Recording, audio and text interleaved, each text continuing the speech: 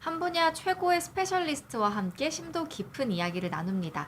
매주 수요일 저녁 9시에 인사드리고 있는 코너이지요. 정진이쇼, 우리 시대 최고의 스페셜리스트를 찾아서 코너입니다. 오늘도 정말 귀한 분과 함께 여러 가지 이야기 나누고 여러분들의 고민도 시간 나눠보는 시간 갖도록 하겠습니다. 여러분, 우리는 모두 9988234를 꿈꿉니다.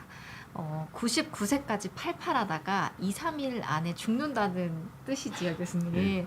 그런데 과연 원하는 대로 그 마지막 순간을 맞이하는 사람은 얼마나 될까요?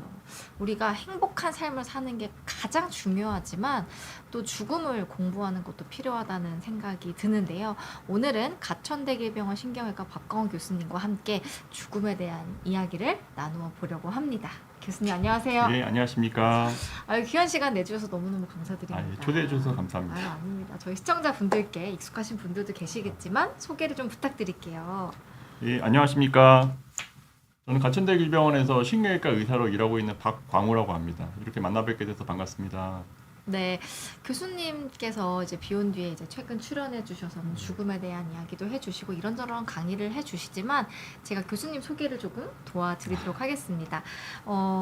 교수님께서는요 신경외과와 방사선 종양학과 전문의 자격증을 가진 더블 보드 의사입니다. 20여 년 동안 말기암과 파킨슨병을 주로 치료하면서 환자분들이 이제 마지막 생을 함께 하고 계신 분이지요. 제가 비온 뒤에 들어온 지도 5년이 넘었는데요. 굉장히 많은 의사 선생님들 뵙고 여러 가지를 배웠지만 사실 더블보드 의사 처음 뵙거든요.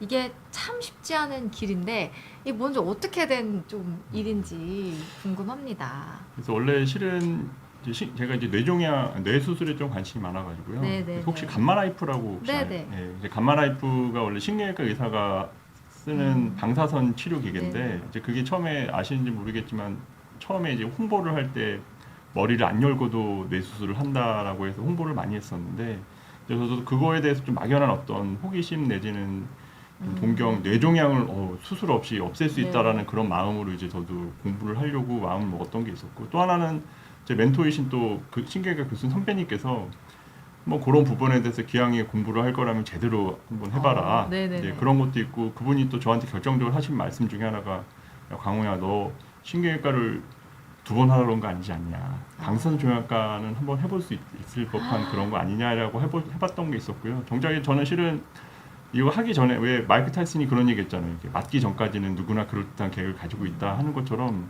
머릿속으로는 뇌종양을 방사선을 없앨 수 있을 줄 알고서는 공부를 시작을 했는데, 들어가서 보니까 실은 결국 배우고 나온 거는 이게 수술은 수술의 역할이 따로 있고 방사선은 방사선의 역할이 따로 있더라라는 그런 걸 보고 배워서 어쨌든 막 전공을 하면서도 이걸 계속 해야 되나 말아야 되나 고민을 많이 했었는데, 결국 그냥 어찌해서 더블보드 따고 난 다음에 이런저런 어쨌든 신경외과 의사 중에서도 수많은 암 환자를 보아왔던 그런 의사다 보니까 그런 경험을 바탕으로 어떻게 보면 이런 어떤 죽음 공부라는 책을 낼 수 있게 된 그런 계기가 됐던 것 같습니다. 그렇군요. 여러 가지 어떤 과정을 통해서 이런 책도 내셨고 죽음에 좀 관심을 갖게 되셨다 이런 말씀을 주셨는데요.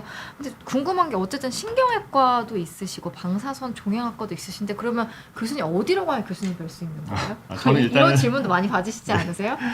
저는 이제 신경외과 의사로 일하고 있고요. 네네. 이제 메인은 신경외과지만 어쨌든 저는 이제 또 제가 보는 주로 관심을 갖고 있는 환자분들 중에 이제 말기암, 특히 이제 척추 전이암 환자분들한테 있어서 보다 보니까 이제 그런 분들이 실은 말기암이 되면 대부분 갈 곳이 없거든요. 제 책에도 적어놨긴 했지만 그런 그 전이암이 되고 나면 대부분 빅5 병원이라는 곳에서는 신한 환자들만 위주로 돌다 보니까 그래서 해줄 게 없을 때 이제 그런 분들한테 제가 최소한 어쨌든 방사선 치료라든지 수술 쪽 치료라든지 이제 이런 거를 통해서 그분들한테 조금이나마 도움이 될 수 있지 않을까 해서 저는 이제 신경외과 의사로 일하고 있습니다. 그러시군요.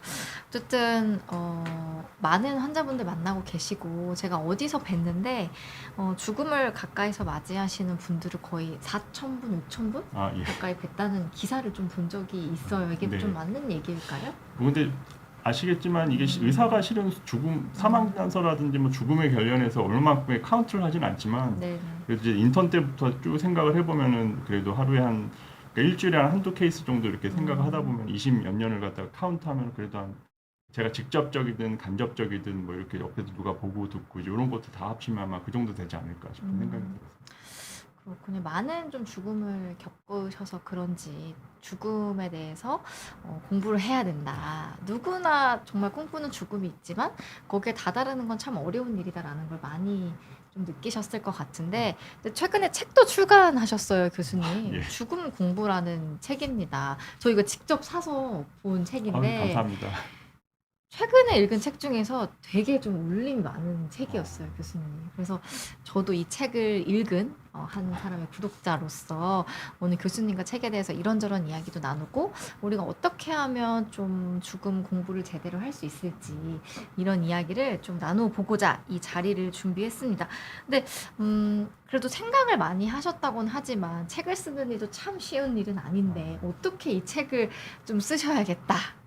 마음을 먹으신 건지. 이제 저랑 같이 일하던 교수님이 한 분 계셨는데요. 네네. 그분이 말씀하셨던 게 형님 논문 쓰는 것보다 네. 책을 쓰는 게 훨씬 더 많은 사람들에게 형님의 어떤 생각을 좀 전해줄 수 있는 방법이지 않냐. 그러네요. 그래서 저희 대학병원에 있는 교수들 같은 경우 어쨌든 논문에 좀 특화가 되다 보니까 그런 관점에서 이야기했는데 저는 실은 논문보다는 어쨌든 사람들이랑 이야기하는 거 좋아하고 그 사람들이 가지고 있는 어떤 생각들에 대해서 뭐 이렇게 저는 이제 환자들한테 있어서도 저도 이렇게 배우는 게 참 많거든요. 그렇게 느끼는 것들에 대해서 좀 어느 정도 정리를 하다 보니까 말 그대로 뭐 책 쓰는 게 그냥 이렇게 술술술 썼다고 그래야 되나? 쉽게 써졌던 것 같습니다. 아, 정말. 그러면 이 자리를 빌어서 어떤 책인지 한번 시청자분들께 소개를 잠깐 해 주셔도 좋을 것 같아요. 그래서 실은 뭐 홍보 자체는 뭐 말기암 뭐 환자로 이렇게 많이 케이스들이 이렇게 된 걸로 이야기되는데 실은 그건 아니고요. 파킨슨이나 뭐 치매부터 시작해서 제가 주로 보는 이제 뇌출혈, 뇌경색 환자나 아니면은 갑작스러운 사고에 의한 어떤 그런 환자분들 시작해서 다양한 케이스들을 안에다가 넣어놨고 이런 모든 다양한 케이스들의 환자 속에서 나의 죽음은 어떠한 케이스에 해당이 될지 이제 그런 어떤 죽음을 상상해보라는 그런 차원에서 죽음이라는 게 그렇게 멀리 있지 않고 내 주변에 언제든지 있을 수 있는 죽음이다 보니 이제 그런 부분에 대해서 좀 너무 죽음이라는 게 너무 이렇게 무섭고 회피하고 이제 그러는 게 아니라 언제든지 일어날 수 있는 죽음에 대해서 항상 생각을 하다 보면 이게 결국 나중 되면 뭐 어차피 죽는 건 뭐 할 수 없지 이런 어떤 무의미한 어떤 허무주의가 아니라 죽음을 통해서 정말 이 순간 자체가 너무 소중하고 내가 언제 죽을지 모르지만 이 한순간을 정말 열심히 잘 즐겨야지. 그러니까 그런 목적에 대해서 이제 그렇게 좀 개똥 철학이라면 개똥 철학이겠지만 그렇게 나름대로 그래도 20몇 년 동안 이렇게 의사생활 하면서 많은 죽음에 다다르는 환자들이나 혹은 보호자들을 보다 보니까 그분들한테 해주고 싶은 말이 있더라고요. 이제 그래서 그런 분들한테 이제 주로 하다못해 이제 옆에서 뇌경색이나 뇌출혈 때문에 힘들어하는 보호하는 보호자분들이나 아니면 암 환자분들 아니면 이제 암 환자를 옆에서 죽어가는 걸 지켜보고 있는 보호자분들한테 좀 위로 내지는 어떤 그런 부분에 대해서 내 이런 선택이 다른 사람도 이런 선택을 하는구나. 결코 뭐 나만이 겪고 있는 그런 문제도 아니고 그런 식으로 해서 좀 위로를 줄 수 있는 그런 책이라고 저는 생각을 하고 있습니다.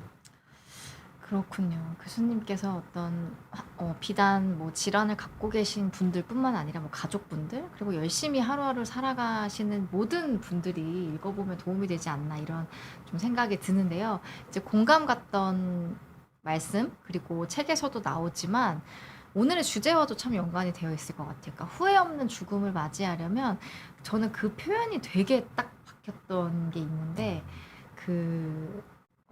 죽음을 생각하다 보면 그냥 일상의 모습들, 뭐 꽃 하나, 뭐 이런 모습들이 되게 생경하게 느껴진다라는 표현을 쓰셨잖아요.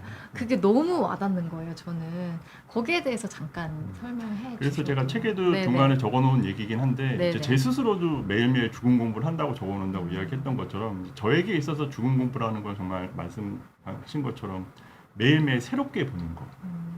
그러니까 이제 얘기한 것처럼 뭐 길 가다가 하다못해 있는 보도블록에 있는 저 계단 같은 것도 저게 없으면 내가 저 위를 못 올라가잖아요. 누군가 그 계단을 놨기 때문에 내가 올라갈 수 있었던 거를 생각을 하면서 이제 이런 것들 하나하나가 되게 새롭게 보려고 많이 노력을 하거든요. 하다못해 매일매일 왔다 갔다 하는 출퇴근 길조차도 오늘은 뭐가 또 바뀌었고 오늘은 또 뭐가 또 새로워졌고 이제 그런 부분에 대해서 항상 새롭게 보려고 노력을 많이 하는데 그런 관점에서 실은 죽음 공부를 매일매일 저도 연습을 하고 있다 보니까 방금 얘기하신 것처럼 정말 죽음을 염두하다 보면은 모든 것이 새롭고 생경하게 보이는 게 결국 삶을 좀 더 풍요롭게 하는 방법이지 않을까라는 생각이 들었습니다.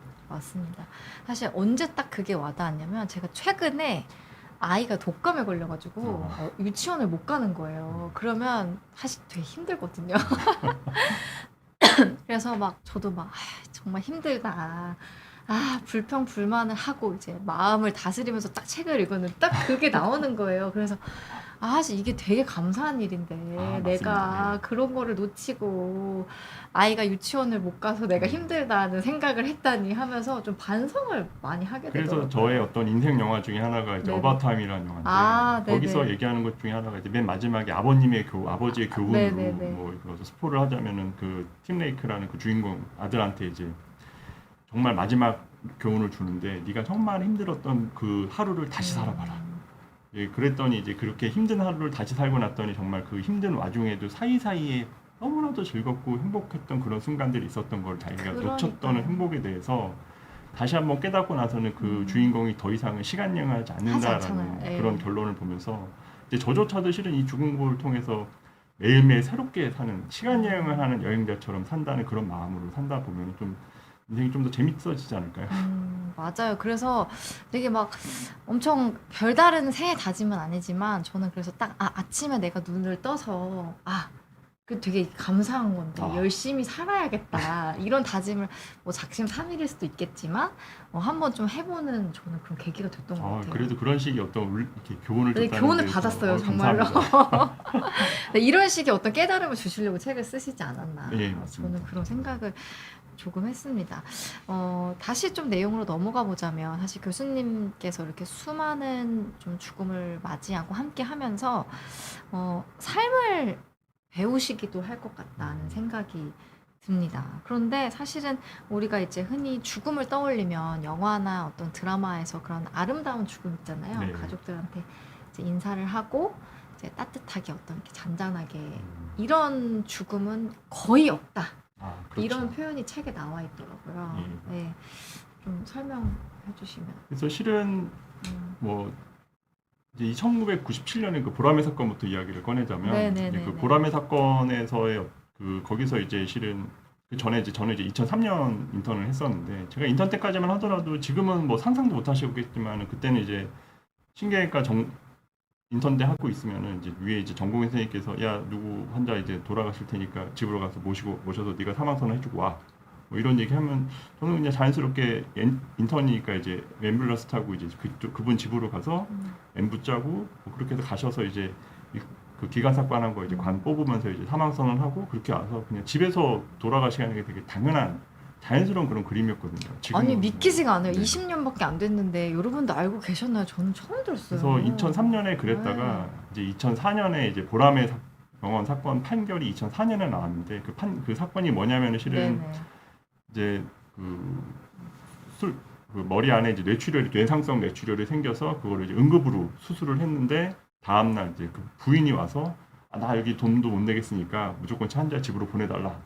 그래서 실은 병원에서는 뭐 그때 당시 관례처럼 뭐 자위태원서 받고 뭐 환자 가서도 죽을 수 있으니까 책임은 다 네가 진다. 뭐 이렇게 해서 보내서 결국 뭐 다음 날 돌아가셨는데 그 먼 친척이 또 와서 이거는 살인죄다. 이제 그런 식으로 살인 방조죄다 뭐 이래가지고 결국 판결이 난 게 2004년에 대법원 확정 판결 나면서 살인죄 맞다. 그리고 그 의사는 살인 방조죄가 맞다. 뭐 이제 이렇게 판결이 남으로 인해서 그때부터 이제 의료계 분위기가 싹 바뀌어서 의사 입장에서는 환자가 조금이라도 안 좋으면 무조건 병원에서 해야 되고 하다못해 환자나 보호자 입장에서도 뭐가 좀 안 좋거나 그러면 무조건 병원 와서 안전하게 죽는 게 법적인 테두리 안에서 보호를 받는다는 그런 인식들이 박혀 있다 보니까 아직까지는 이제 그런 부분에 대해서 정말 집에서 죽는다는 거는 상상도 못하는 그런 세상이 됐거든요. 그래서 그래서 책에 안에다 넣어놨던 것도 실은 우리나라에서는 결국 뭐 죽을 권리부터 시작해서 내가 정말 나는 뭐 익숙한 집에서 죽고 싶은데 집에서 죽기는 좀 아직 좀 어려운 그런 법적 한계가 좀 있는 것 같습니다.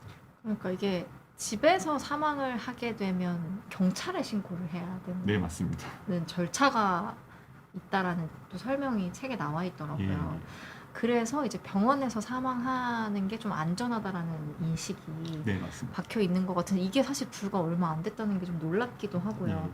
그러면 요즘에 대부분의 분들은 병원에서 죽음을 맞이하게 되나요? 우리나라에서는? 그렇죠. 이제 암 환자분들 같은 경우 어쨌든 자기가 그 어느 정도 여명이라든지 그런 생각을 하고 있다 보니까는 좀 그 죽음에 대한 그림을 그리는 분들이 많은데 이제 뭐 예를 들어서 뭐 저 같은 경우 어쨌든 뇌출혈, 뇌경색, 뭐 심장마비부터 시작해서 갑작스럽게 호흡곤란 같은 게 있게 되면은 뭐 어쨌든 응급실로 실려오게 돼서 그 다음부터 기관삽관하고 뭐 소변줄 꽂고 라인 달고 이제 그러면서 하다 보면 중환자실로 들어가서 의식 없이 그냥 그렇게 해서 급한 경우는 그렇게 사망하는 경우가 많다 보니까 이제 제가 봤던 어쨌든 저는 이제 대학병원에 있고 중환 그렇게 보다 보니까 느끼는 것 중에 하나는 죽음이라는 게 멀리 있지 않아서 결국 딱 나도 모르게 중환자실에서 이렇게 튜브 꽂고 아무 말도 못한 상태로 그냥 사망 선언을 뭐 당하게 되든 하게 되는 경우가 많다라는 그런 이야기를 들었습니다 그러니까 사실 작별 인사를 뭐 가족들이나 사랑하는 사람들에게 작별 인사를 할 수 있는 것만으로도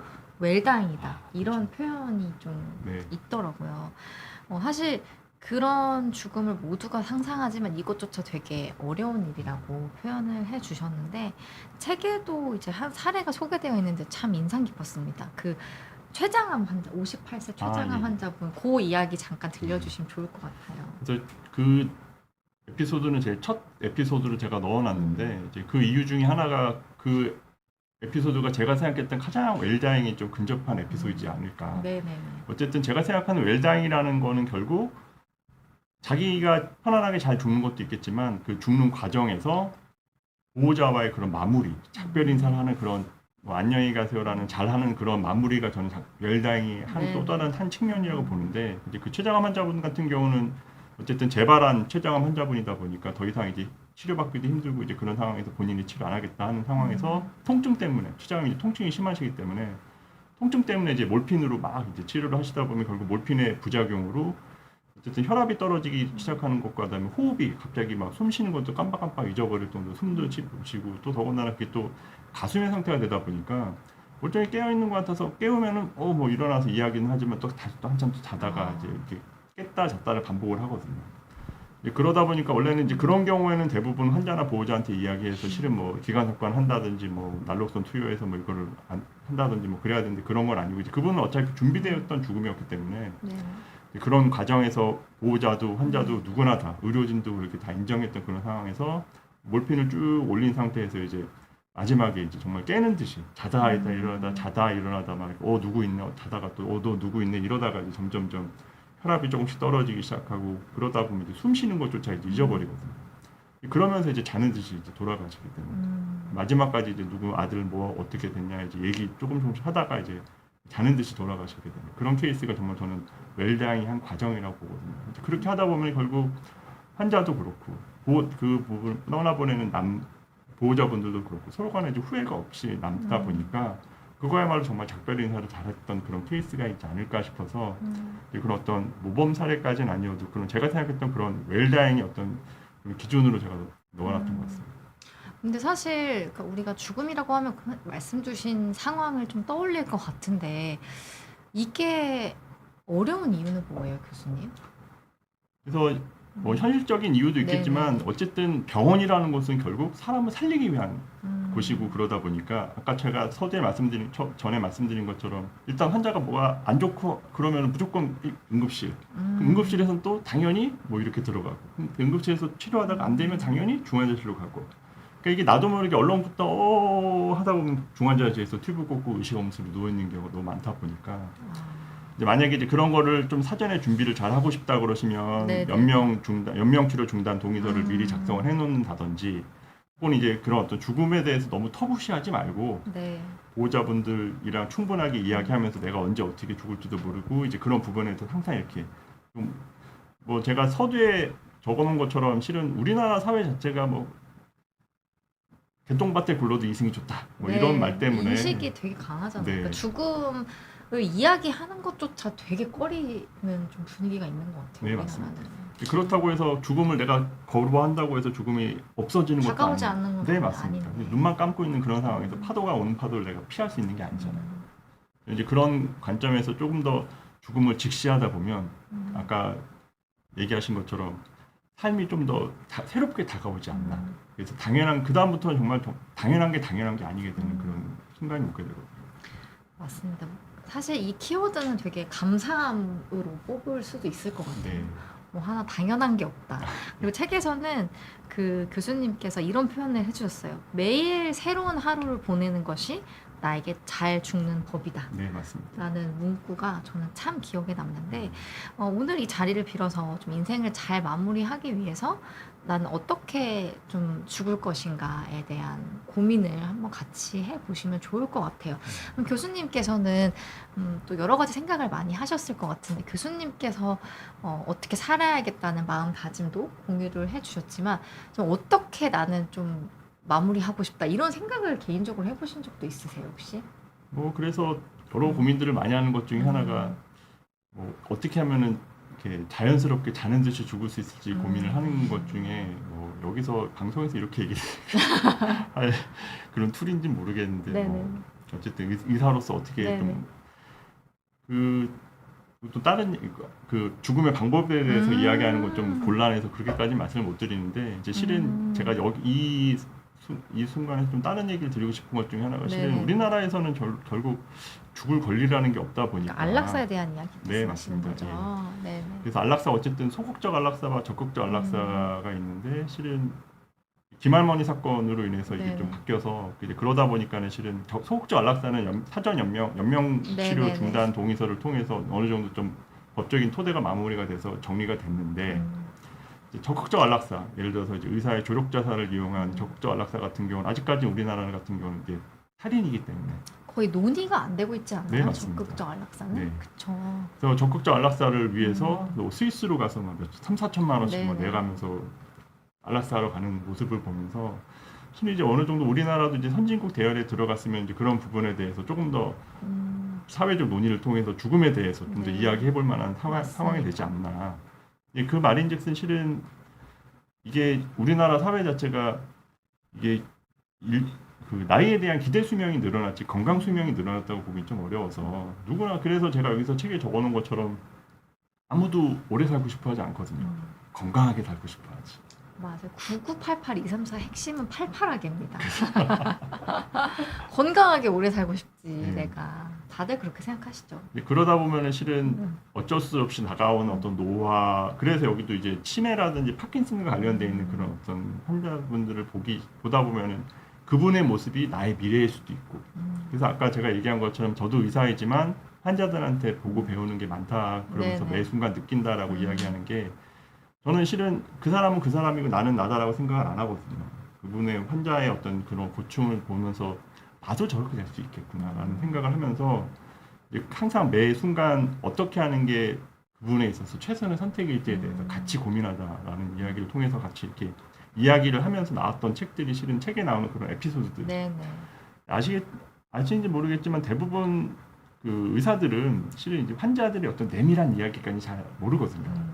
저 같은 경우는 실은 이제 보호자들이 뭐 어떻게 생각하시고 어떻게 이야기하고 뭐 환자가 스스로 어떻게 이야기하고 이제 그런 것들에 대해서도 이 책에 좀 자세하게 적을 수 있었던 이유 중에 하나도 이제 제 입장에서는 이제 그런 이야기들이 뭐 제 개인의 어떤 취향이긴 하지만 재밌어서 같이 좀 들었던 이야기들을 여기다가 이제 담아놨던 게 그 상황에 대해서 환자나 보호자들이 좀 몰입을 할 수 있는 도구로서 작용을 했던 거였거든요. 다시 또 이야기를 좀 돌아가자면 안락사 이야기 돌아가자면 실은 결국 사람이 내가 태어나고 싶다고 태어난 인생이 아니지만 최소한 나는 내 죽음을 내가 선택할 수 있었으면 좋겠거든요.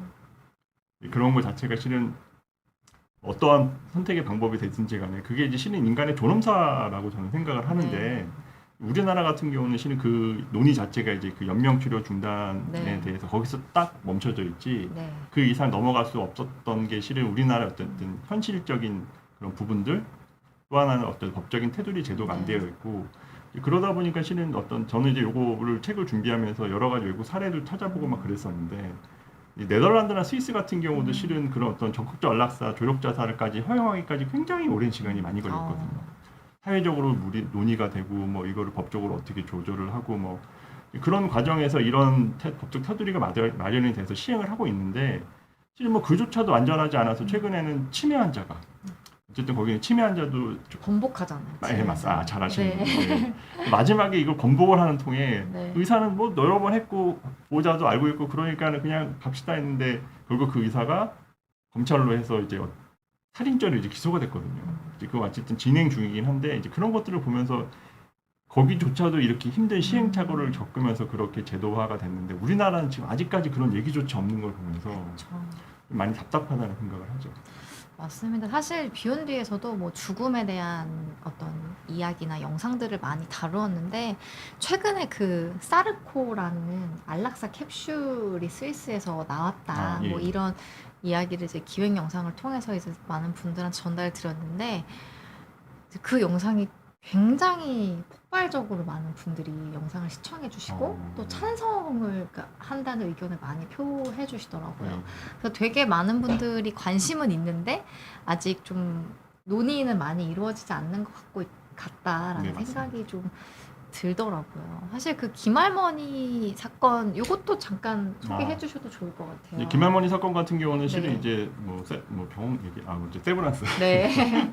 세브란스 병원에서 실은 이제 폐 조직 검사하다가 이제 과다출혈이 생기면서 이제 과다출혈 때문에 저산소증 뇌사가 오게 돼서 뇌사 때문에 결국 이제 급하게 이제 기관 삭관하면서 인공호흡기로 계속 이제 치료를 받던 그런 와중에 이제 자제분들이 이제 우리 어머니는 평상시에 이렇게 속된 말로 구질구질하게 살기 원치 않았던 분이시기 때문에 이걸 치료를 중단해 달라 이렇게 얘기를 했더니 이제 병원 측에서는 예전에 그 보라매 병원 사건으로 인해서 이거는 환자가 자기 의사를 제대로 표현할 수 있었던 것도 아니고 단지 가족들의 의사만을 가지고서는 그렇게 진행하는 거는 이거는 법적으로 문제가 있고 그리고 의사의 어떤 병원의 생명 보존의 의무에 위배되기 때문에 이런 걸 하게 되면 자기네들은 살인죄로 기소가 되기 때문에 못 해준다.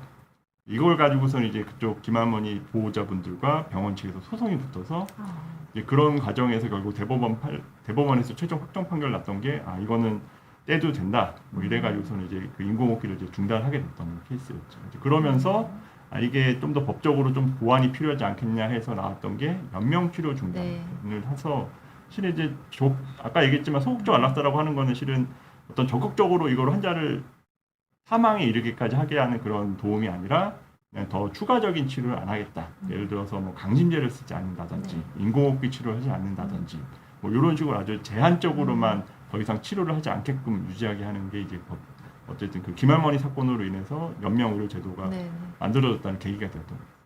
그 사전 연명 치료 중단 선거. 네. 그 굉장히 많은 분들이 지금 몇백만 예. 되는 분들 작성을 해주셨다고 알고 있습니다. 어쨌든 안락사 뭐 이런 부분에 대해서도 좀 더 열린 마음으로 많은 분들의 좀 논의가 이루어져야 되지 않을까 이런 생각이 좀 듭니다. 또 다른 이야기로 또 넘어가 볼게요, 교수님.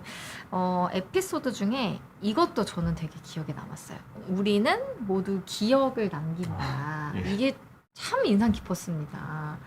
네. 그래서 그 얘기를 했더니 이제 누가 그거 원래 있던 얘기고 사람은 누구나 다 이름을 남긴다. 이게 그거의 짝퉁 아니냐 뭐 이렇게 얘기하시는데 실은 이제 저는 아까 얘기한 것처럼 죽음에 대해서 항상 생각하고 이제 고민하고 이제 그러다 보니까 결국 죽음 이후에는 과연 나에게 무엇이 남을 수 있을까? 이제 그러면서 제 책에 썼던 에피소드도 되게 돈 많은 집에서 뭐 어쩌고저쩌고 뭐 이래가지고서는 그렇게 썼던 것 중에 하나도 죽음 이후에는 나한테 있어서 남는 거는 재산도 아니고 나를 뭐 떠받들었던 나를 알아봤던 명예도 아니고 결국 나를 기억하는 그런 사람들의 기억밖에 안 남더라. 그래서 결국 제가 생각했던 거는 영웅이라는 것도 그런 영웅의 삶을 기억하는 사람들이 나도 저렇게 사람처럼 살고 싶다라는 그런 기억 속에 그 사람이 각인이 돼 있고 그렇게 나가 살고 싶다는 것 때문에 결국 그 사람의 영웅의 삶이 더욱더 이렇게 인정받게 되는 거잖아요. 제가 뭐 영웅도 아니고 저는 이제 일반인으로서 제가 할 수 있는 거는 실은 당연하게도 그냥 뭐 좋은 친구, 좋은 사람, 내 주변 나를 알고 있는 주변의 사람에 있어서 어떤 조그마한 영향력 뭐 이런 식으로 어쨌든 책을 통해서 이 주변의 사람들에 대해서 나의 생각을 조금 더 알리고 뭐 이런 어떤 조그마한 영향력이 나를 정말 내가 죽을 때쯤 되면 그래 나 참 인생 참 잘 살았구나.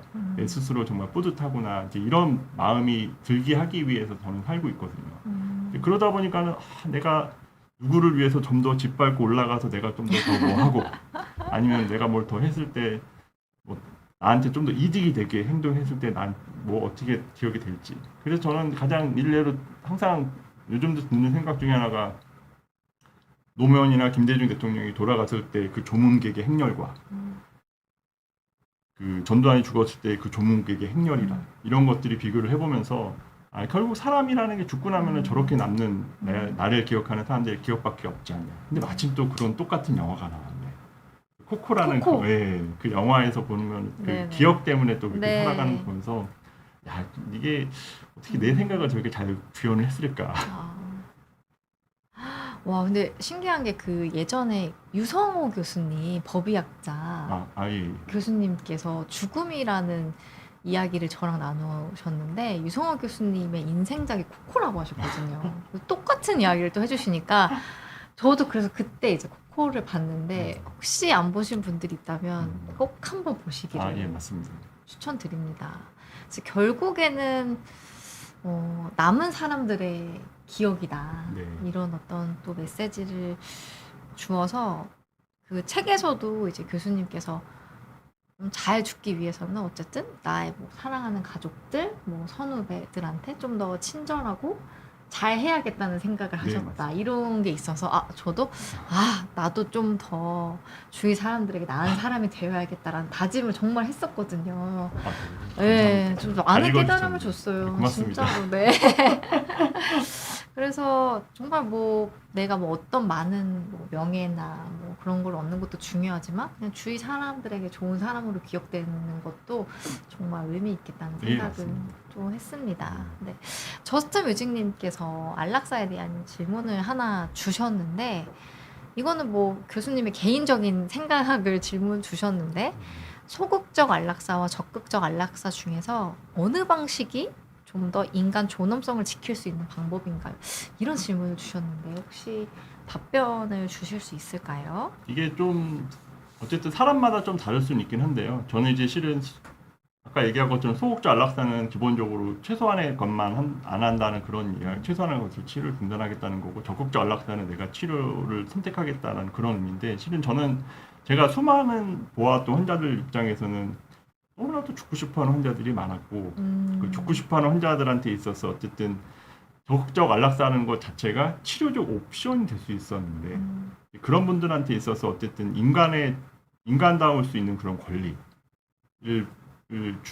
하는 데 있어서는 실은 소극적 안락사보다는 좀 더 적극적 안락사 자체가 사람들한테 그러니까 환자들한테 있어서 당사자들한테는 그게 되게 중요한 옵션인 것 같더라고요. 실제로 그러니까 임상 병원에서 그렇게 이야기를 하시는 분들이 좀 계신가 봐요. 많죠. 저는 이제 제가 많으세요? 주로 보는 환자분군이 한 7, 80%는 파킨슨 환자분이다 보니까 네네네. 이제 그런 분들이 병이 조금씩 더 진행이 되고 뭐 후기가 되면 더 이상 뭐 해드릴 게 없고 뭐 이런 상황이 되면 정말 고개 하나 이렇게 제대로 들지 못하고 손 이렇게 떠시면서 이렇게 들어온 상황을 보면은 당사자도 되게 괴롭거든요. 그래서 나중에 이제 뭐 다음 달에 이제 그렇게 파킨슨 환자분들이나 보호자분한테 해드리고 싶었던 조언들과 관련해서 이렇게 비욘드에서 또 이렇게 강의를 시간을 만들어 주셔서 하는데 그런 파킨슨 환자분들을 보면서 이게 정말 이 인간의 노화와 관련돼서 이게 몸이 이렇게 어찌할 줄 모르지만 그런 분들인데 실은 파킨슨 환자분들일수록 이게 또 인지는 괜찮으시거든요.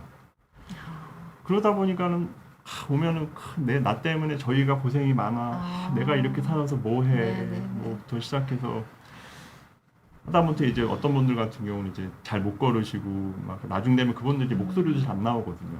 그럼 이제 그런 분들한테 제가 하는 얘기 중에 하나가 지금 말할 수 있을 때 아니면 하다못해 좀 걸어 다닐 수 있을 때 어디 뭐 하시고 싶은 거 하시고 뭐 목소리 낼 수 있을 때 항상 꼭 고맙다고 얘기하시고 아니면 보호자분들한테 꼭 안아주려고 얘기하라고 그렇게 얘기하면 대부분 쑥스러워하셨어.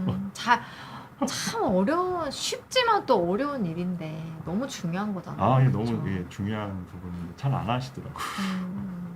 근데 또 그 파킨슨 환자분들에 대한 얘기가 책에 또 많이 나오는데 그 85세 할머니 예. 그분 이야기도 저는 되게 인상 깊었거든요. 네네. 잠깐 소개해 주셔도 좋을 것 같아요. 이제 그분 같은 경우는 이제 네네. 입원하셔가지고서는 이제 파킨슨 약이 실은 저희가 도파민 레벨을 올려주는 그런 약이다 보니까 이제 그 약이 잘 안 맞는 약을 조절하는 그런 과정에서 도파민 레벨이 올라가게 되면 선망 같은 게 생기면서 눈에 헛거울고 막 이러시거든요. 근데 이제 그걸 올려야지만 좀 떨림이나 이런 게 좀 잡히면서 이제 움직이는 게 거동이 가능해지니까 입원하면서 그렇게 해서 약 조절을 하면서 퇴원을 어찌어찌 하려고 해서 이제 보호자를 불렀더니 보호자도 나이가 엄청 많으신 분이시고 완전 그- 백발의 노인이다 이렇게 네. 묘사가 되어 있었던 것 같아요. 엄청 많으신 분이셔서 아 이거 제대로 이해하실래나 그랬더니 음. 딱 녹음기 키시고 그리고 그분 나중에 지금도 외래 오시는데 그분 오셔서 하시는 게 항상 약 먹었는지 메모 항상 꼬박꼬박 하시고 아, 그리고 약통에 약봉지 담아가지고서는 내가 약을 어떻게 먹였고 해서 음. 그런 분들이 엄청 케어를 열심히 하시면서 그렇게 하는 거 모습을 보면서 야 이게 정말 그래서 그분이 저는 몰랐는데 그분이 이제 밖에 나가서 그분이 이제 병원에서 되게 유명하신 분이시더라고요. 그래서 되게 사랑꾼으로 유명하신 아, 분이셔가지고 정말요? 그래서 내가 젊었을 때 저 사람한테 그러니까 할머님한테 내가 어떻게 못된 짓을 저질렀고 내가 어떻게 해서 지금의 이거를 내가 하지 않으면 내가 안 된다는 아. 식으로 해서 저는 뭐 정확한 내막은 모르지만 그 외래 간호사들 막 눈물을 쏙 빼놓고 나가셨다는 그런 그럴 정도로 되게 열심히 지을 정도로 보시거든요. 근데 이제 그분조차도 실은 요 책이 한 2년 좀 전에 썼던 책인데 이제 그분이 이제 최근에도 오시는데 최근 들어 더 나빠지셔가지고 점점 어쨌든 더 진행하시다 보니까 당사자도 되게 힘들어하시는 거예요 결국. 그래서 그분도 결국 나중에 이제 요양원이나 이렇게 요양병원 이렇게 알아보시는 그런 과정에서 눈물을 흘리시는데 이제 여기서도 제가 써놨던 것 중에 하나가 결국 걱정 인형이라고 썼던 것처럼 아버님 네네. 그냥 제가 저한테 그냥 던지신다 생각하시고 보내시는 것 자체가 그런 어떤 작별 인사를 잘 하는 그런 과정 중에 하나니까 너무 이렇게 아버님 스스로 우리 그 환자분을 상대로 너무 열심히 하시다 보면 지치기도 하고 나중에 남는 건 정말 악밖에 없고 뭐 이런 어떤 원망과 미움밖에 안 남으시니까 그런 게 지금 본인 인지 있으시고 의식 있으실 때 요양원으로 보내셔서 본인 스스로의 감정을 좀 추스리시라. 그러니까 실은 의사 입장에서는 보다 보니까 실은 제가 환자만 보여지는 게 아니라 그 주변에 보여지는 보호자들이 보이기 시작하더라고요. 가족분들에 대한 이야기도 책에 되게 많이 나와 예, 있어요. 예. 그렇죠? 맞습니다. 그리고 또 그 기억에 남는 게 그 딸이 어머니를 몇 년 동안을 지극정성으로 그거, 보살핀 그러니까 가족분들하고의 관계도 어떻게 보면 웰다잉에서 꼭 필요한 네, 맞습니다. 부분이잖아요. 예, 예. 그분 이야기도 저는 되게 인상이 깊더라고요. 그래서 그 악성 교정 그분 같은 네네. 경우도 어쨌든 악성 뇌암 때문에 수술받고 했는데 재발되셔서 결국 이제 한 2년 넘게 정말 거의 준 간호사처럼 말 그대로 네네. 간병인 3교대 돌려가면서 음. 본인이 열심히 케어하시고 의식이 없지만 저는 그래서 너무나도 놀라운 게 어떻게 그렇게 집에서 케어하시는데도 집에서 간호하시는데도 불구하고 욕창이 하나 없고 뭐 열 나는 것도 없고 왜냐하면 대부분 가래 좀 뽑는 거 좀만 소홀히 하면 폐렴으로 또 금방 오시게 되거든요. 폐렴도 오고 막 내게 몸에 옷에서 지저분한 이게 흔히 특유의 그 환자 냄새 나는 것도 되게 많고 그런데 그분은 항상 예쁜 옷 입혀서 같이 사진 찍고 항상 그 기억을 남기기 위해서 엄청 노력을 많이 하셨거든요. 네네. 그래서 그런 게 실은 근데 그렇게 지내지 마시라 얘기했지만 그분 입장에서는 어쨌든 그런 것 자체가 되게 긴 시간이지만 웰다잉이었고 그 이야기 후속편 뭐 결말 뭐 이걸 잠깐 얘기 드리면 결국 그분은 돌아가셨는데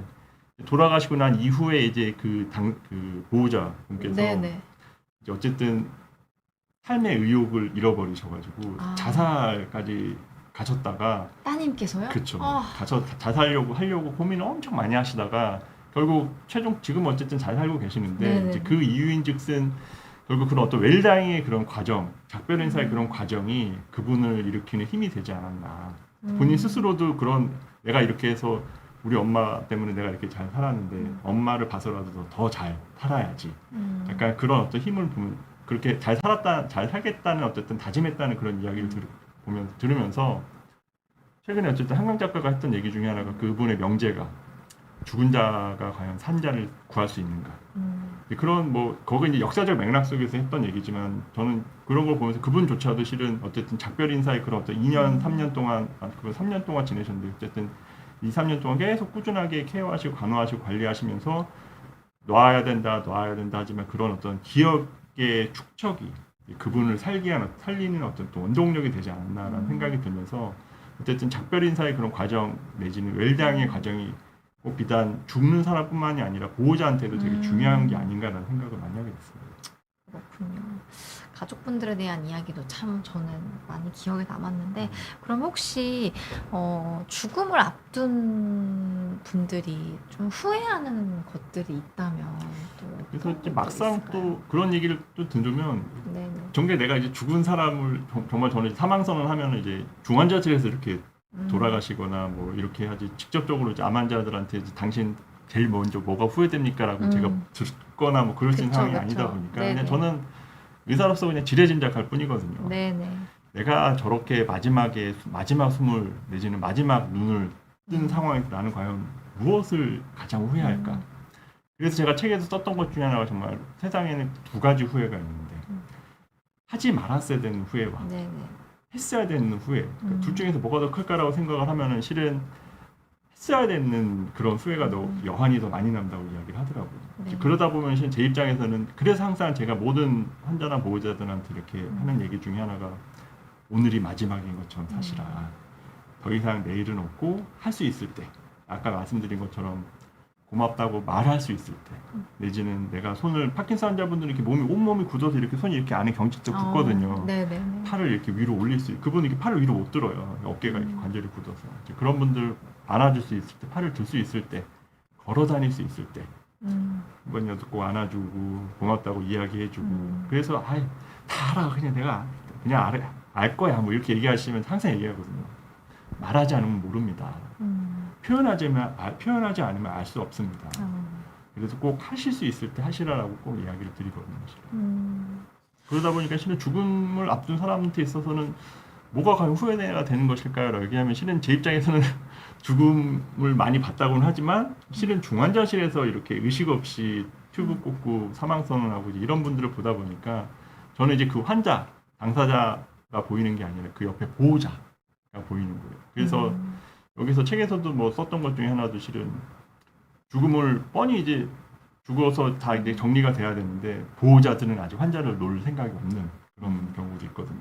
그런 분들일수록 서로 간에 이제 마음 정리 잘 할 수 있게 최대한 유지시켜 준다든지.